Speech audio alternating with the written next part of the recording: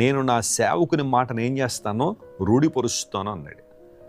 సేవకుల మాటలే రూఢిపరిచే దేవుడు ఆయన మాటలు ఇంకెంత స్పష్టంగా నెరవేరుస్తాడు ఆలోచించండి. ఆయన దగ్గర నుండి వెలువడే ప్రతి మాట, అది సేవకులు కావచ్చు, ప్రవక్తలు కావచ్చు, అపోస్తులు కావచ్చు, లేఖనాల ద్వారా దేవుడు మాట్లాడిన ప్రతి మాట నెరవేరింది, నెరవేరుతుంది. Praise the lord.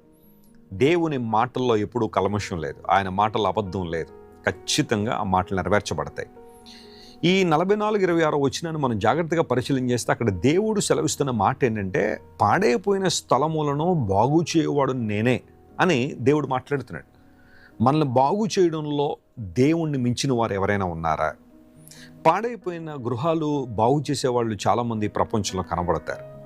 పాడైపోయిన వాహనాలను బాగు చేసేవాళ్ళు చాలామంది ప్రపంచంలో ఉన్నారు. పాడైపోయిన కంప్యూటర్ల దగ్గర నుండి, ఎలక్ట్రానిక్ గ్యాడ్జెట్స్ దగ్గర నుండి, ఎలక్ట్రికల్ థింగ్స్ నుండి అన్నీ బాగు చేసేవాళ్ళు ప్రపంచంలో ఉన్నారు. కానీ పాడైపోయిన మానవ హృదయాన్ని బాగు చేసేవాళ్ళు ఎవరు? బైబిల్ సెలవిస్తూ ఉంది, మానవుని హృదయం మోసకరమైందంట, అది ఘోరమైన వ్యాధి గలది. దాన్ని గ్రహించేవారెవరు? దాన్ని బాగు చేసేవాళ్ళు ఎవరు? ఇర్మియా గ్రంథంలో ఇవ్వబడిన ప్రశ్న. దానికి జవాబు ఎక్కడుందంటే హెబ్రీ 4:12లో మనకు తెలుసు, దేవుని వాక్యము సజీవమై బలము గలదై ఎటువంటి ఖడ్గము కంటిన వాడిగా ఉండి ప్రాణాత్మలను మూలుగులను విభజించునంత మట్టుకు దూరుచు హృదయం ఆలోచనల తలంపులను పరిశీలన చేస్తుంది.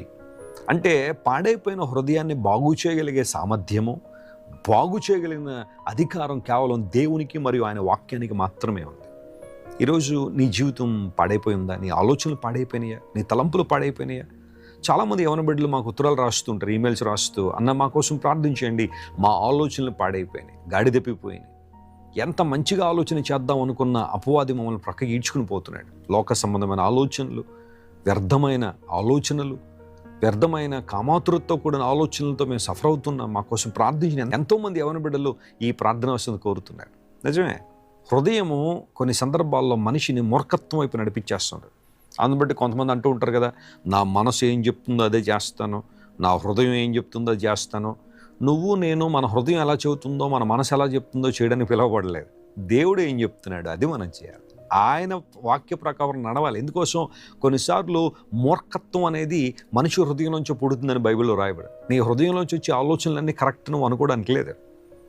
నీ హృదయంలోంచి వచ్చే ఆలోచనలన్నీ సరైనమని అనడానికి లేదు. దేవుని నుండి నువ్వు ఆలోచన పొంది ఆయన చిత్తానుసారం జీవించాలి. అది దేవుడు కోరుతున్నాడు. మనల్ని బాగు చేసే దేవుడు ఆయన.